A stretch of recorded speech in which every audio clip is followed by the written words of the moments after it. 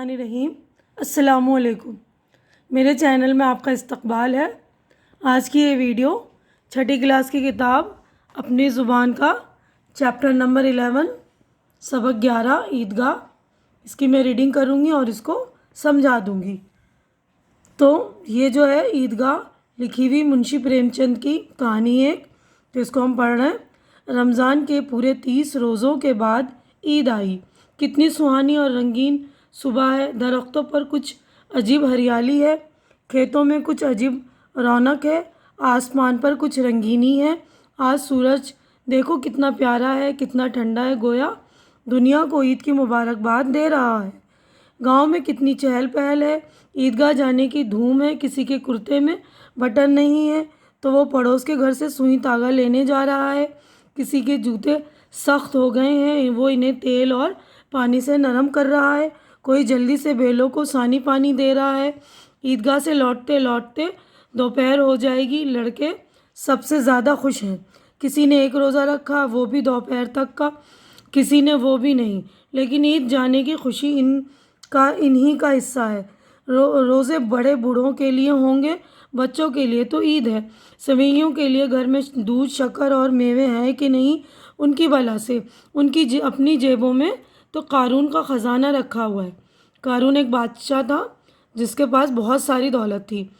बार बार जेब से अपना ख़जाना निकाल कर गिनते हैं।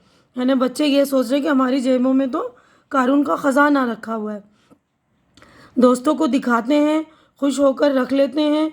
इन्हीं 2-4 पैसों में दुनिया की सारी नेमतें लाएंगे, खिलौने, मिठाइयाँ, बिगुल और खुदा जाने क्या क्या। सबसे ज़्यादा खुश है हामिद, वो 4 साल का गरीब सूरत बच्चा जिसका बाप पिछले साल हैज़े की नज़र हो गया और माँ न जाने क्यों जर्द होते होते एक दिन मर गई। अब हामिद अपनी बूढ़ी दादी अमीना की गोद में सोता है और इतना ही खुश है। इसके अब्बा जान रुपये कमाने गए हैं, बहुत सी थैलियाँ लेकर आएंगे। अम्मी जान अल्लाह मियाँ के घर उसके लिए बड़ी अच्छी अच्छी चीज़ें लेने गई हैं, इसीलिए हामिद खुश है। उम्मीद तो बहुत बड़ी चीज़ है। हामिद के पाँव में जूते नहीं हैं, सर पर एक पुरानी दुरानी टोपी है जिसका गोटा स्याह हो गया है, फिर भी वो खुश है। जब उसके अब्बा जान थैलियाँ और अम्मी जान नेमतें लेकर आएंगी तब वो दिल के अरमान निकालेगा। बदनसीब अमीना अपनी कोठरी में बैठी रो रही है। आज ईद का दिन है और इसके घर में दाना नहीं है। किसने बुलाया है इस निगोड़ी ईद को। इस घर में इसका काम नहीं, लेकिन हामिद उसे किसी के मरने जीने से क्या मतलब। उसके अंदर रोशनी है और बाहर उम्मीद। हामिद अंदर जाकर दादी से कहता है, तुम डरना नहीं अम्मा, मैं गांव वालों का साथ न छोड़ूंगा, मैं सबसे पहले आऊँगा, बिल्कुल न डरना। लेकिन अमीना का दिल नहीं मानता। गांव के बच्चे अपने अपने बाप के साथ जा रहे हैं, हामिद क्या अकेला ही जाएगा। इस भीड़ भाड़ में कहीं खो जाए तो क्या हो। नहीं, अमीना उसे तन्हा न जाने देगी। नन्ही सी जान, पाँव में छाले न पड़ जाएं, मगर वो चली जाए तो यहाँ सवैयाँ कौन पकाएगा। भूखा प्यासा दोपहर को लौटेगा क्या, उसे उस वक्त सेवैयाँ पकाने बैठेगी। रोना तो ये है कि अमीना के पास पैसे भी नहीं। उसने फ़हीमन के कपड़े सिए थे, 8 पैसे मिले थे, उस अठन्नी को ईमान की तरह बचाती चली आई थी इस ईद के लिए। लेकिन कल गवालन सर पर सवार हो गई तो क्या करती। हामिद के लिए नहीं, कुछ नहीं है तो 2 पैसों का दूध तो चाहिए ही। अब तो कुल 2 आने बच रहे हैं, 3 पैसे हामिद की जेब में और 5 पैसे अमीना के बटुए में। यही तो बिसात है और ईद का त्यौहार। अल्लाह ही बेड़ा पार लगाए। गांव से मेला चला और बच्चों के साथ हामिद भी जा रहा था। कभी सबके सब दौड़कर आगे निकल जाते, फिर किसी दरख्त के नीचे खड़े होकर साथ वालों का इंतज़ार करते। शहर का इलाका शुरू हो गया। सड़क के दोनों तरफ अमीरों के बाग हैं, बड़ी बड़ी इमारतें आने लगी। ये अदालत है, ये कॉलेज है, ये क्लब घर है। आगे चले हलवाइयों की दुकानें शुरू हुई, आज खूब सजी हुई थी। ये पुलिस लाइन है, यहाँ पुलिस वाले परेड करते हैं, राइट लेफ्ट, भाम भूम फू। रात को बेचारे घूम घूम कर पहरा देते हैं, नहीं तो चोरियाँ हो जाएं। अब बस्ती घनी होने लगी।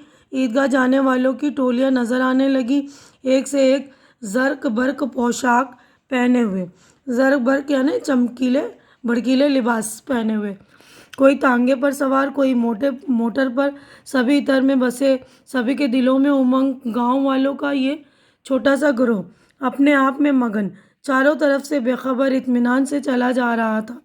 اچانک عیدگاہ نظر آئی، اوپر املی کے درختوں کا سایہ ہے، نیچے کھلا ہوا پختہ فرش ہے جس پر جازم بچھی ہوئی ہے اور نمازیوں کی قطاریں ایک کے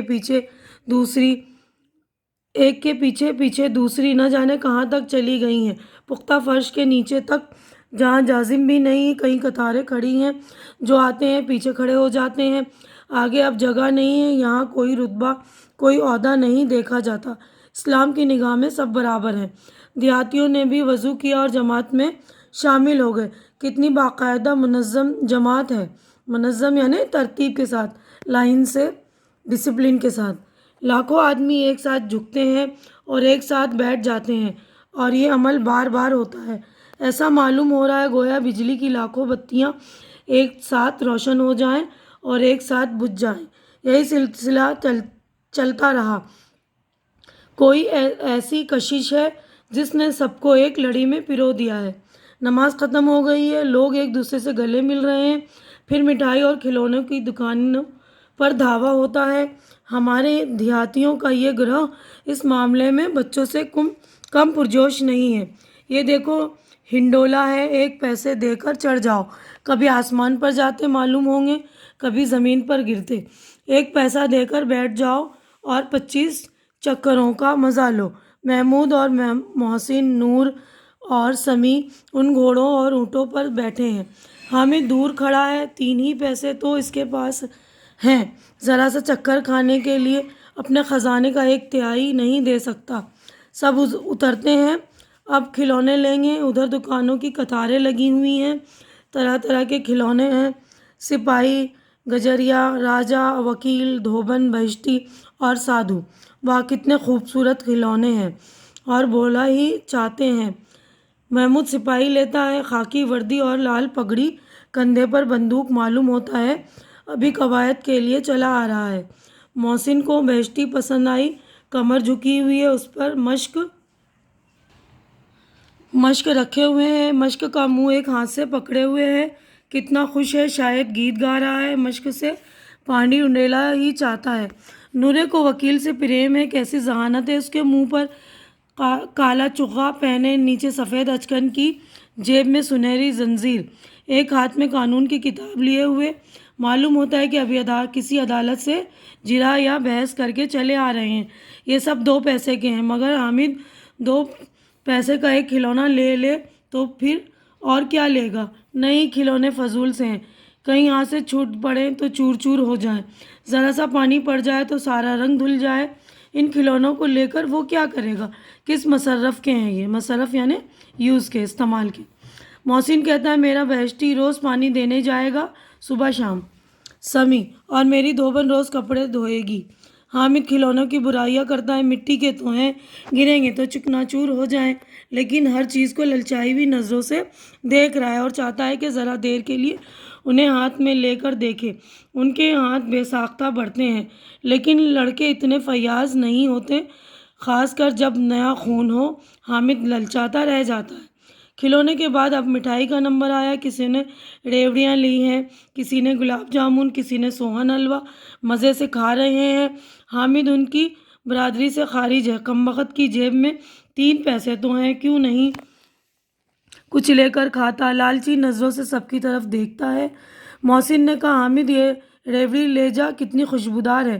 حامد کو شبہ ہوا کہ یہ محض شرارت ہے، محسن اتنا فیاض طبع نہیں، یعنی اتنا سخی نہیں، اتنا دینے والے طبیعت کا محسن نہیں ہے، یعنی اس کی عادت ایسی نہیں کہ دے فٹاک سے۔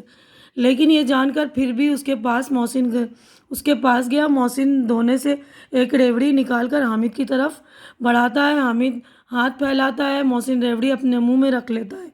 محمود، نور، سمیع خوب تالیاں بجا بجا کر ہنستے ہیں، حامد کھسیانا ہو جاتا ہے۔ محسن: اچھا اب ضرور دیں گے۔ حامد: اللہ قسم لے جا۔ حامد: رکھے رہو، کیا میرے پاس پیسے نہیں ہیں؟ سمیع: 3 ہی تو پیسے تو ہیں، کیا کیا لوگے؟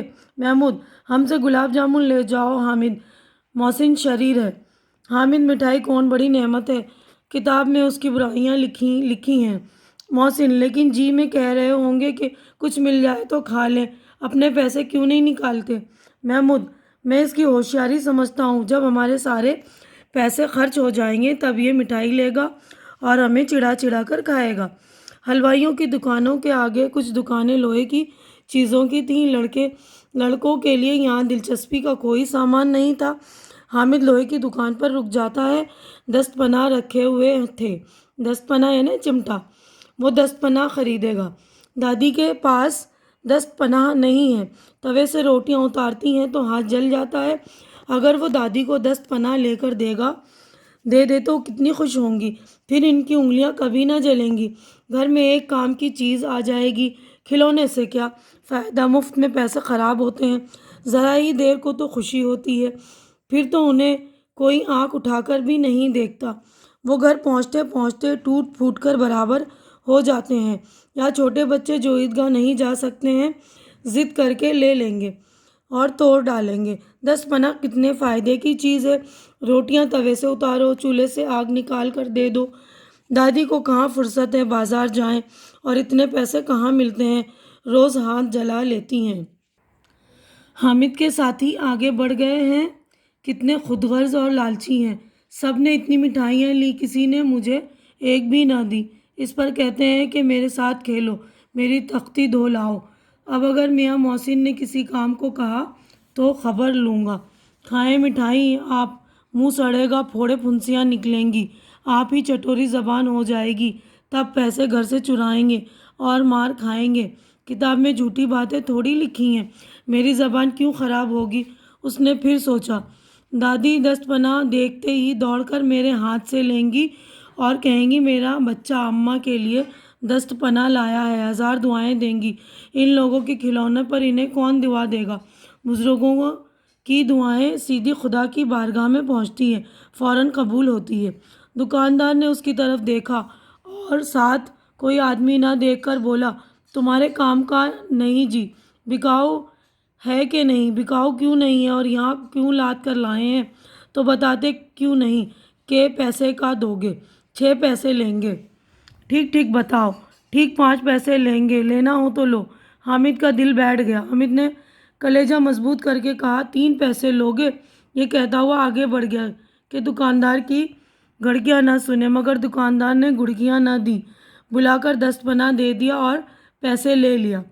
حامد نے دست پناہ کندھے پر رکھ لیا، گویا بندوق ہے، اور شان سے اکڑتا ہوا اپنے دوستوں کے پاس آیا۔ محسن نے ہنستے ہوئے کہا، یہ دست پناہ لایا احمق، اس کا کیا کرے گا؟ حامد نے دست پناہ زمین پر پٹک کر کہا، ذرا اپنا بیشتی زمین پر گرا کر دیکھو، ساری ملیاں چور چور ہو جائیں گی بچہ کی۔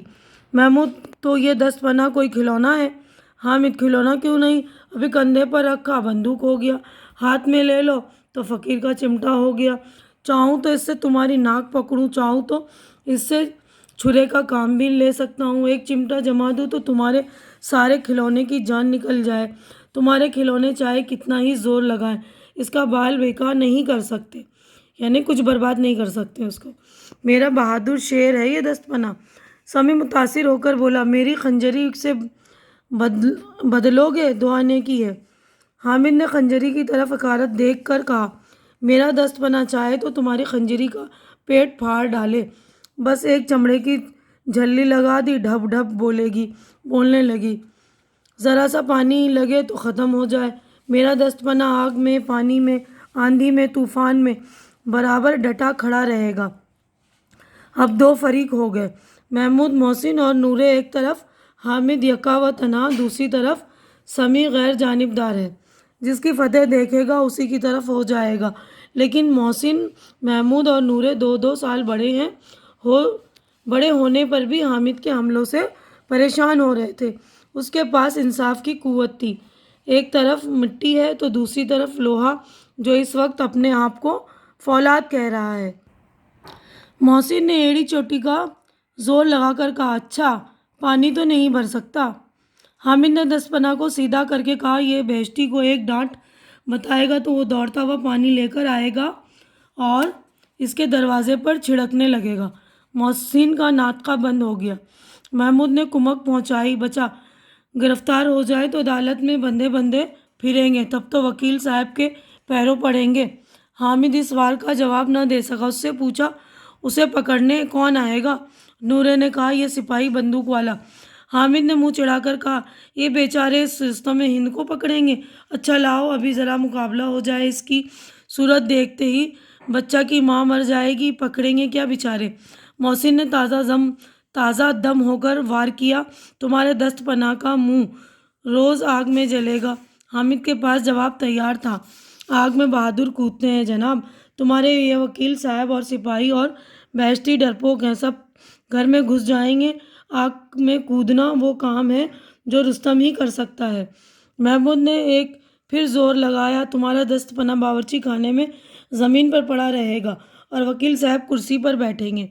حامد سے جواب نہ بن پڑا تو اس نے دھاندلی شروع کی، میرا دست پناہ باورچی خانے میں زمین پر نہیں پڑا رہے گا، وکیل صاحب کرسی پر بیٹھیں گے تو جا کر انہیں زمین پر پٹک دے گا اور سارا قانون ان کے پیٹ میں ڈال دے گا۔ اس کے جواب میں بالکل جان نہ تھی، بالکل بے تکی سی بات تھی، لیکن قانون پیٹ میں ڈالنے والی بات چھا گئی، ایسی چھا گئی تینوں سورما منہ تکتے رہ گئے۔ حامد نے میدان جیت لیا، اس کا دست پناہ رستم ہند ہے، اس میں کسی کو چو چرا کی گنجائش نہیں۔ محسن نے کہا، ذرا اپنا چمٹا لاؤ، ہم بھی دیکھیں، تم چاہو تو ہمارا بہشتی لے کر دیکھو۔ محمود اور نورے نے بھی اپنے کھلونے پیش کیے۔ حامد کو کوئی اعتراض نہیں۔ دست پناہ باری باری محسن اور سمیع کے ہاتھ میں گیا اور ان کے کھلونے باری باری سے حامد کے ہاتھ میں آئے۔ حامد نے ہارنے والے کے آنسو پوچھے، میں تمہیں چڑھا رہا تھا، سچ یہ چمٹا کھلونے کی کیا برابری کرے گا؟ لیکن محسن کی پارٹی پر اس دلاسے کا کوئی اثر نہ ہوا، چمٹے کا سکہ خوب بیٹھ گیا۔ محسن، لیکن ان کھلونوں کے لیے کوئی ہمیں دعا تو نہ دے گا؟ محمود، دعا کے لیے پھرتے ہو، الٹے مار نہ پڑے، اماں ضرور کہیں گی کہ میلے میں سے یہی مٹی کے کھلونے ملے۔ حامد کی یہ بات ماننی پڑی کہ کھلونوں کو دیکھ کر کسی کی ماں اتنی خوش نہ ہوں گی جتنی حامد کی دادی چمٹے کو دیکھ کر خوش ہوں گی۔ راستے میں محمود کو بھوک لگی، اس کے باپ نے کیلے کھانے کو دیے۔ محمود نے صرف حامد کو ساجی بنایا، اس کے دوسرے یار منہ تکتے رہ گئے۔ یہ اسی چمٹے کی کرامت تھی۔ 11 بجے سارے گاؤں میں چہل پہل ہو گئی، میلے والے آ گئے۔ محسن کی چھوٹی بہن نے دوڑ کر بہشتی کو اس کے ہاتھ سے لے لیا اور مارے خوشی کے جو اچھلی تو میاں بہشتی نیچے آ رہے، اس پر بھائی بہن میں مار پیٹ ہوئی، دونوں خوب روئے۔ ان کی اماں جان یہ کورام سن کر اور بگڑیں، دونوں کو اوپر سے 2 چانٹے رسید کیے۔ میاں نورے کے وکیل صاحب کا عشر اس سے بھی بدتر ہوا۔ وکیل زمین یا طاق پر تو بیٹھ نہیں سکتا، اس کی پوزیشن کا تو خیال ہی رکھنا پڑے گا۔ دیوار میں 2 کھوٹیاں گاڑی گئیں، ان پر چیڑ کا پرانا پٹرا رکھا گیا، پٹرے پر کاغذ کا قالین بچھایا گیا۔ وکیل صاحب تخت پر جلوہ افروز ہوئے۔ نورے پنکھا لے کر جھلنے لگا، معلوم نہیں پنکھے کی ہوا سے یا پنکھے کی چوٹ سے وکیل صاحب نیچے آ رہے۔ پھر بڑے زور سے ماتم ہوا اور وکیل صاحب کی لاش گھورے پر پھینک دی گئی۔ گھورے یعنی کچرا رکھنے کی جگہ، کوڑا کرکٹ ڈالنے کی جگہ۔ اب رہی میاں محمود کے سپاہی، اسے چٹ پٹ گاؤں کا پہرا دینے کا چارج مل گیا، لیکن پولیس کا سپاہی معمولی شخص تو نہیں جو اپنے پیروں چلے۔ ایک ٹوکری آئی، اس میں لال رنگ کے پھٹے پرانے کپڑے بچھا کر پالکی بنائی گئی، اس میں سپاہی صاحب آرام سے لیٹے۔ محمود نے ٹوکری اٹھائی اور دروازے کا چکر لگانے لگے۔ ان کے دونوں چھوٹے بھائی چھونے والے، جاگتے رہو پکارتے چلتے رہے، مگر رات تو اندھیری ہونی چاہیے۔ محمود کو ٹھوکر لگ جاتی ہے اور ٹوکری اس کے ہاتھ سے چھوٹ کر گر پڑتی ہے اور میاں سپاہی بندوق لیے زمین پر آ جاتے ہیں اور ان کی ایک ٹانگ بیکار ہو جاتی ہے۔ اب میاں حامد کا قصہ سنیے۔ امینہ اس کی آواز سنتے ہی دوڑی اور اسے گود میں اٹھا کر پیار کرنے لگی۔ دفتن اس کے ہاتھ میں چمٹا دیکھ کر چونک پڑی، یہ دست پناہ کہاں سے ملا؟ میں نے مول لے لیا ہے۔ کتنے پیسے میں؟ 3 پیسے میں۔ امینہ نے چھاتی پیٹ لی، یہ کیسا بے سمجھ لڑکا ہے کہ دوپہر ہو گئی، نہ کچھ کھایا نہ پیا، لایا کیا بس دست پناہ۔ سارے میلے میں تجھے اور کوئی چیز نہ ملی جو یہ لوہے کا چمٹا اٹھا لایا؟ حامد نے خطاوار انداز میں کہا، تمہاری انگلیاں تو توے سے جل جاتی تھیں، اسی لیے میں نے یہ لے لیا۔ بڑھیا کا غصہ فوراً شفقت میں بدل گیا، شفقت یعنی محبت میں، اور شفقت بھی وہ نہیں جو بیان کی جا سکتی ہے، اپنی ساری تاثیر لفظوں میں منتشر کر دیتی ہیں، یعنی ساری جو مٹھاس لفظوں میں منتشر کر دیتی ہیں، یعنی بکھیر دیتی ہیں۔ یہ ناقابل اظہار شفقت تھی، درد اور التجا میں ڈوبی ہوئی۔ اف، کتنی نفس کشی ہے، کتنی جاں سوزی ہے۔ نفس کشی یعنی اپنے آپ پر کنٹرول کرنا۔ بچے نے کتنا ضبط کیا۔ جب بچے دوسرے لڑکے کھلونے لے رہے ہوں گے، مٹھائیاں کھا رہے ہوں گے، اس کا دل کتنا للچایا ہوگا۔ اتنا ضبط اس سے ہوا کیوں کر؟ وہاں بھی اپنی بوڑھی دادی کی یاد اسے رہی۔ امینہ کا دل خوشی سے بھر گیا۔ اور تب ایک بڑی دلچسپ بات ہوئی، حامد کے چپٹے سے بھی عجیب۔ بچے حامد نے تو بوڑھے حامد کا پارٹ ادا کیا تھا۔ بڑھیا امینہ بچی بن گئی اور وہ رونے لگی، دامن پھیلا کر حامد کو دعائیں دیتی جاتی تھیں اور آنکھوں سے آنسو گراتی جاتی تھیں۔ حامد اس کا راز کیا سمجھتا؟ تو بہت ہی آسان نظر یہ کہانی ہے، بہت ہی ہماری لمبی ویڈیو ہو گئی ہے، تو اس ویڈیو کو میں یہیں پر ختم کرتی ہوں۔ اگلی ویڈیو میں ہم مشق کریں گے، معنی اور سوال جواب کریں گے۔